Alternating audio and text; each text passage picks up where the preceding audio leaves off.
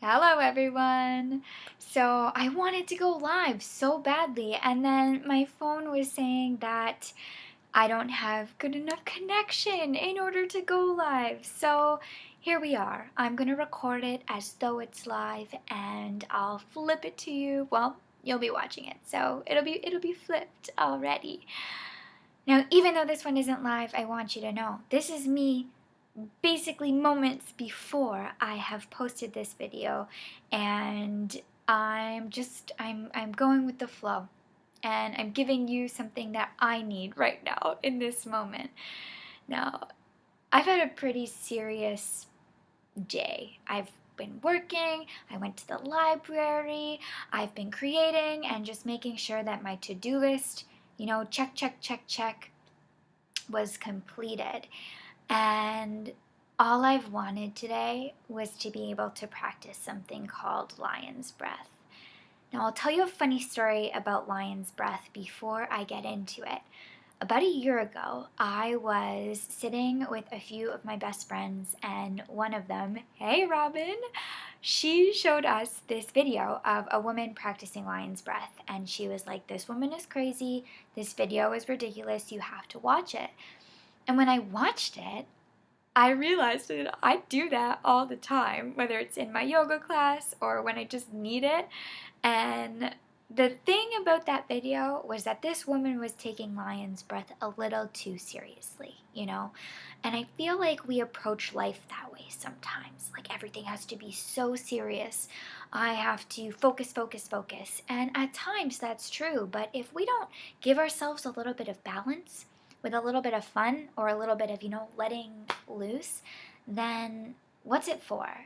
So what I'm going to do differently in this video is I'm not going to take lion's breath so seriously. I am doing it to be the exact opposite of serious in this moment. So I'll show you how I practice it in general, and then I'll let you know how I translate this breath to be accessible for your kids or for your classroom. All right, so I'm going to take my glasses off for this one so you can get the full effect of the breath. Here we go. So, to practice lion's breath, you know what, I'll tell you the benefits before I even get into it so that you don't think that I'm ridiculous for showing you what I'm about to show you. Lion's breath is great for that space between your eyebrows that can get really furrowed and really tight and wrinkly. Lion's breath is great for calming your eyes that work so hard all day looking at a computer or focusing on the road in front of you or anything like that. It's great to open up and stretch the jaw. It's great for your throat. And if anything, it will give you a great excuse to giggle, to laugh, which we could all use, I'm sure, at any given moment in the day. So here we go. I close my eyes. I take a deep breath in through my nose. And when I'm taking in all the breath I can, I let it go.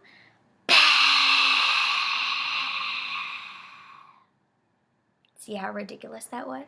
And I know it's ridiculous. You open up your eyes, you bulge them out, you open up your jaw, you stick your tongue out, you're like stretching your entire face in that moment until you no longer have any more air to get out. Like that.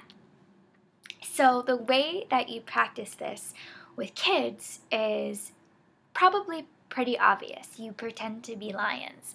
At first, I'll get them to kneel down, hands and knees on the floor, and I'll tell them that we are waking up from a lion nap, and we're going to have quiet lion roars. So that looks the same as what I just showed you.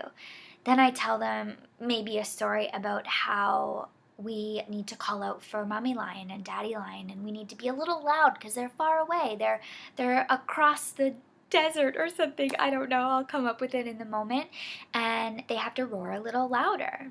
I'll spare you from me roaring at mid-range and the highest range, which is when you roar like daddy lion, or you roar like the king or the queen of the jungle. And that's when they are basically screaming, roaring at the top of their lungs, getting all of that energy out. All of that stretch is happening in their face. And what's really cool is watching a group of children go from loud roaring there to getting all of that out and then coming back to this place of calm, because it's like they've released something within them that was just living there that they needed to get out.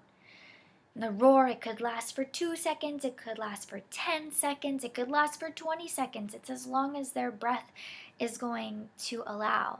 But I want you to let it happen. Let it play out. It's going to get crazy. It's going to feel a little chaotic because you've got multiple children roaring at the tops of their lungs.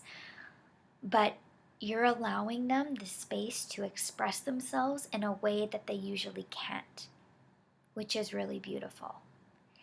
And then once they've done that expression and they come back and they don't feel like they need to be screaming at the top of their lungs anymore, you get them to do the quiet roar again, the tired roar, or the baby roar, so that you can bring that energetic level back down while also still allowing them to practice the breath together. This breath is so cool. All of the benefits that you reap from it, all of the different dynamics that you see as you practice it and the varying noise sound levels, I can't wait for you to experience it yourself. It's one of my favorite things to teach when I'm in a kids yoga session. I'm so happy that I was still able to share this yoga moment with you, even though it wasn't live, but I feel like it was because this is how I did it. It was much longer than my edited 3-minute yoga moment, so thank you for sticking it out with me for this one. Thank you for continuing to support this movement towards allowing children and yourself to practice yoga on a regular basis, because it's accessible and it's fun and it's something that you have the capacity within you to do. Until next time, hopefully live once I get this internet connection figured out, this is Lisa from laLa Wellness, sending you so much love and so much light always. laLa. See you next week.